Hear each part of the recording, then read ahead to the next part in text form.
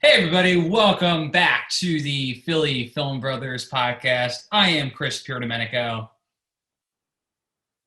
And I am Dave Domenico. You're going to talk Are we like not me. doing We're not. what?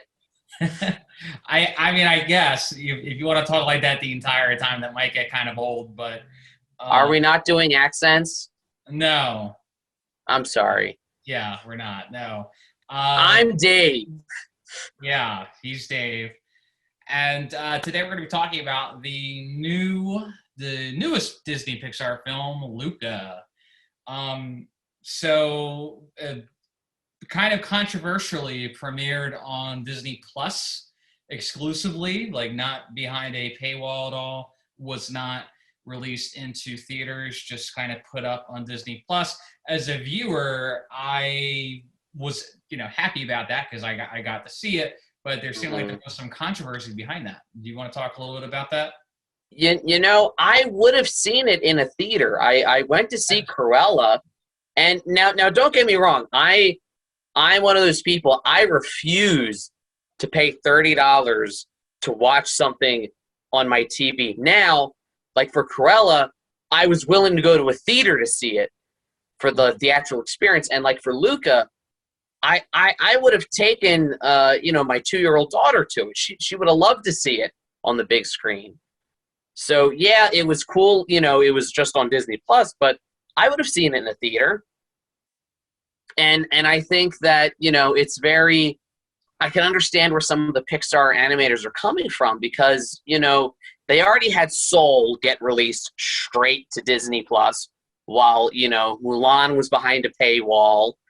Raya the Last Dragon, another animated movie, but Walt Disney Animation Studio got the theatrical release.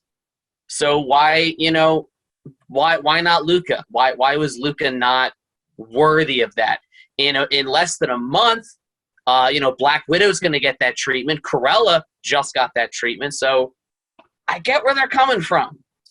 Yeah, I don't really understand the reasoning because the Pixar name is still really the gold standard of animation, really. And it just, I mean, if they could make money from people going to a theater, why not? So I don't know what the business plan is, what the logic is, but that aside, I did think that was interesting. But on to the film. It's funny. The last few Pixar films, I feel I've related to in different ways. So, like, Coco felt like a tribute to our Mexican heritage. Grandma Coco reminded me so much of Nana. Yeah, same Like here. there was no way not to see that. Absolutely. And Soul was very much felt like a tribute to being a teacher, being a teacher of the arts. And this Hmm. one was kind of like, maybe less so, but felt kind of like a tribute to my Italian side, which I'm sure you kind of related to a bit. Well, I mean, we are also 50% sea monster, so I found that to be very. Apparently, No, yeah. no, it is interesting that Pixar is kind of going with. I was a little not upset, but I thought it was a little weird that this movie's set in Italy. All the characters have Italian names. Do you know not a single one of those actors was Italian? Really? Like, not one. At least of the main cast. I don't know about, like, every background extra. Yeah, I don't know. I thought that was kind of weird. But, but yeah, I mean, I wore my Italian soccer jersey for this. For watching the movie or doing this podcast? I've been wearing this since the movie debuted. Wow, It's called being a true fan. that's gross. I'm So, kidding. I had to go to work between then and now. right. Speaking of the cast, like I didn't recognize most of the cast until after, but the one person I recognized immediately was the grandmother. I'm like, that's Mac's mom. That's Napoleon Dynamite's Yeah, grandmother. I know it. Sandy Martin, who is, I always enjoy seeing or hearing in new things because I think she's just a great actress. So that was the one that stood out to me immediately. The movie really kind of gave me a lot of kind of Little Mermaid vibes, which was kind of cool. Um, Yeah, it definitely feels like a modern version of, well, not modern. It looks like it's set decades ago, like with the technology they have. that was something I was very confused about until about halfway through the movie. When I'll tell you when I figured out what time period it was. You Okay. know, at first when I'm first watching it, I'm thinking, okay, maybe this is like the early 20th century, late 19th century, and then I see some of the technology, and I'm like, okay, well Well, maybe the Vespa. the Vespa, right? Yeah, which I guess Vespa paid for an ad. Maybe they sponsored the movie because they said how many times did they say Vespa? Enough that, it's probably half the budget. I mean, I kind of wanted to buy a Vespa after watching the movie, so I think the marketing worked in that sense. Um, Okay, well, according to Google, the Vespa was first introduced in 1946. So it's at least after that. so at least after that. So what tipped me off was, well, I started seeing, I saw a car. So I'm like, okay, we're in the automobile age.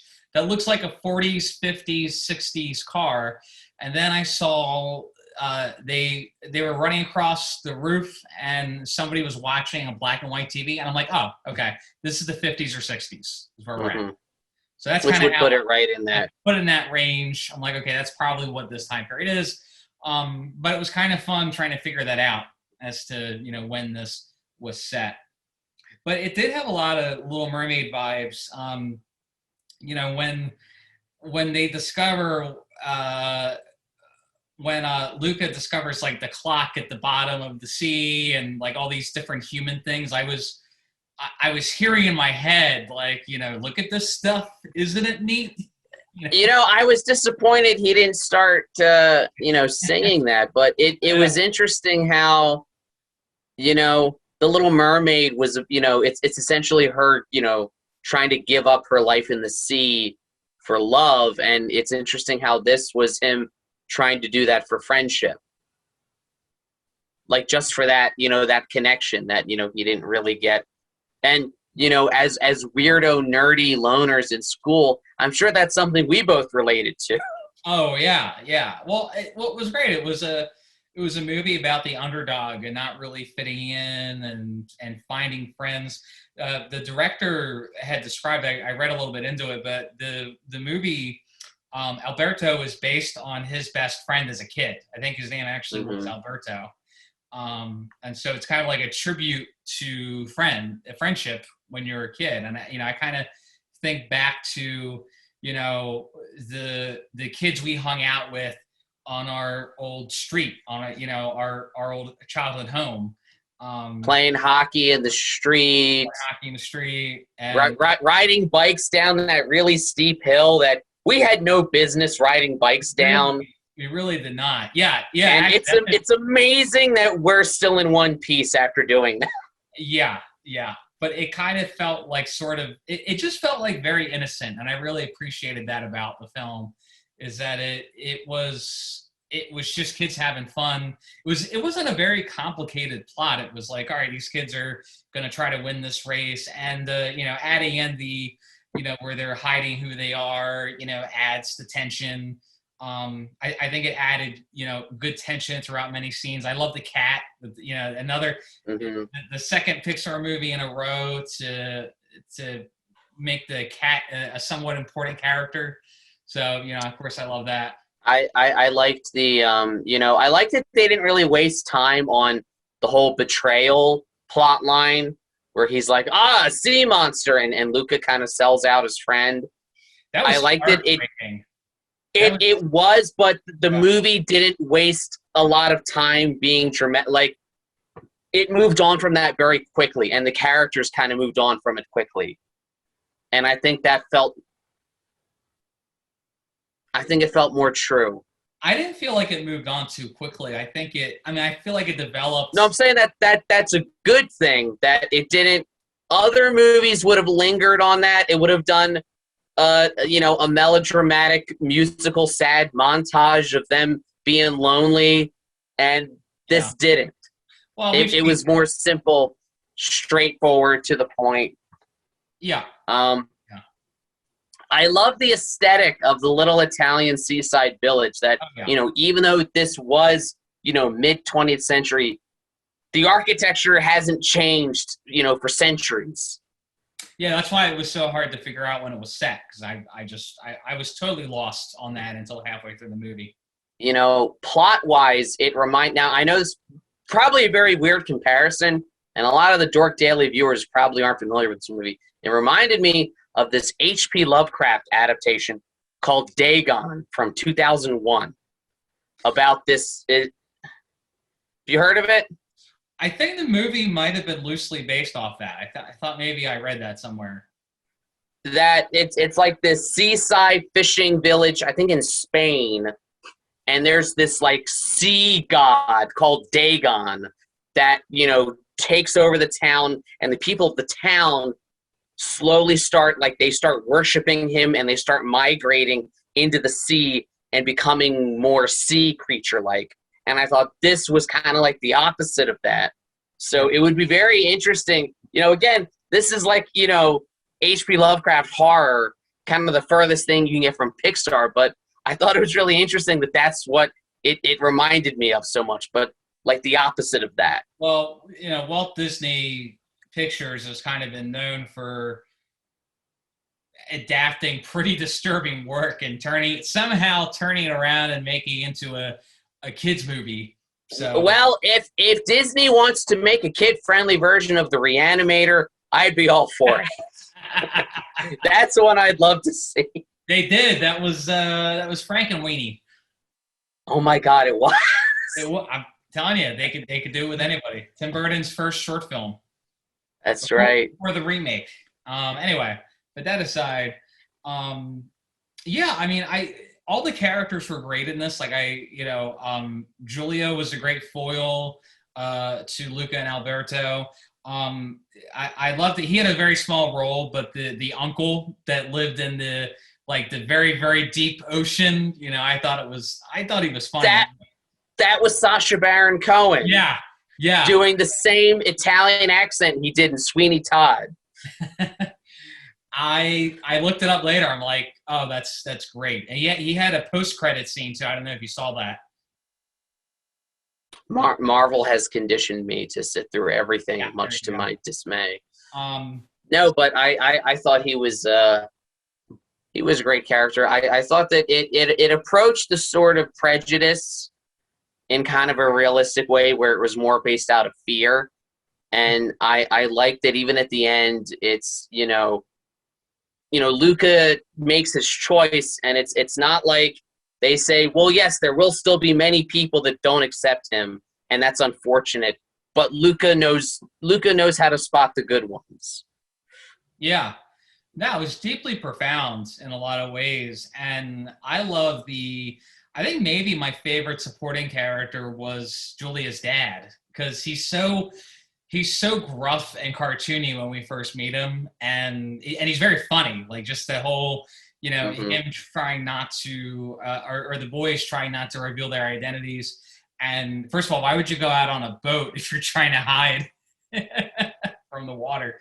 But I like that he's the first person to come forward and say, hey, these are Luca and Alberto. That's who they are. And I that was very heartwarming for me that he was the first one, and he kind of like set the tone, for the town and for the acceptance. I think this reminded me of some other Pixar movies, but it was still its own thing. I mean, we had a little bit of Monsters Inc. in here a little bit too, which I thought was interesting, a little bit Finding Nemo. Oh, I love this is such a stupid gag, but I thought it was hilarious that the fish sound like sheep. He's like a fish herder. Oh my God. Do you remember that? I do. And that it is when his mom makes that sound up above that he recognizes that's her. Oh, I loved his parents just like attacking every child to see if they're, and I'm like, no one cares in this town. Like these strangers are just like assaulting children. They're splashing water on them to see if they turn into fish. They're not. they're pushing him into the thing, and like the poor kid that like he knocked his ice cream or his gelato out of his hand and knocked him in the water. Yeah. Like, how did his parents not get an angry mob from all the other parents? I don't know. I also love that when his dad is in sea monster form, they found a way with like seaweed to give him that big thick mustache. Yeah. It was like how Pixar was able to, with scales, give Dory's dad like the receding hairline in Finding Dory. The art style was, as always, magnificent in this, and I loved watching all the end credits because the 2D drawings they did of the characters and you kind of see what happens to them. I thought was really, really cool. I loved, seeing that, Julia's dad, took care of Alberto, and Alberto was looking for that father figure, and they went to go visit Luca's parents under the sea, and he's in that suit, So yeah, I mean, it is exactly what I would want from a Pixar movie. It's a creative concept, it's funny, and it's feel good, it's heartwarming. You really can't go wrong. How did it compare for you to some of the other recent ones? Well, it's weird that we've had, I feel like, if you look back, I mean, their first movie was 95. We were getting them every couple years, if that. And now it's like 2 a year. Well, like, I think in the pandemic, I've watched 3 new ones. Well, yeah, we had this one. We had Soul. And then we had Onward was the very beginning. That's right. That was at the beginning. Yeah. I definitely, I liked it better than Onward. I don't know, Soul was really, really profound and really kind of made me think about like life and purpose. Yeah, I think Soul was a little deeper in those aspects, but this one wasn't. This one was just trying to tell a simple, fun, heartwarming story, and it did a very good job of that. I think that it's the type of thing you would have seen from Disney in their golden age, when Walt was alive, kind of. Oh yeah. A less complex, more straightforward story. For sure. I mean, I liked the last 3 Pixar movies a lot. Like, they were probably some of my favorite Pixar movies ever, just for different reasons. It's hard to compare them, but I would definitely say this was more of a feel-good, simple story, but very entertaining. Whereas, I think with Soul was like, that was like really existential. And I think it's great to have both of those types of movies. That the studio is really has a lot of range, I would say. And I would love to see the next one in the theater. Yeah. Let's get on that, Disney. Come on. So any closing thoughts on the film? It's a cross between Finding Nemo, The Little Mermaid, and the Lovecraftian horror film Dagon. If you're a fan of those 3, check out Luca. They certainly do find ways to combine like the oddest things. I know, that's what I love. Yeah. Or if you're in the market to buy a Vespa and you need that extra push to motivate you to go out and get one, this is the movie for you. Yeah, after watching this movie, I was really surprised I didn't order a Vespa from Amazon like in my sleep, because they said Vespa like at least 100 times. They must have. I think we've said Vespa so many times, they should pay us. Yeah, exactly. So, well, that's it, folks. Check out Luca, playing only on Disney+. Thanks for joining us. I am Chris Domenico. I'm Dave, the funny one. In his own mind. Have a great day, and we will see you next time on the Philly Film Brothers podcast. Yes. I have to go win a soccer match now.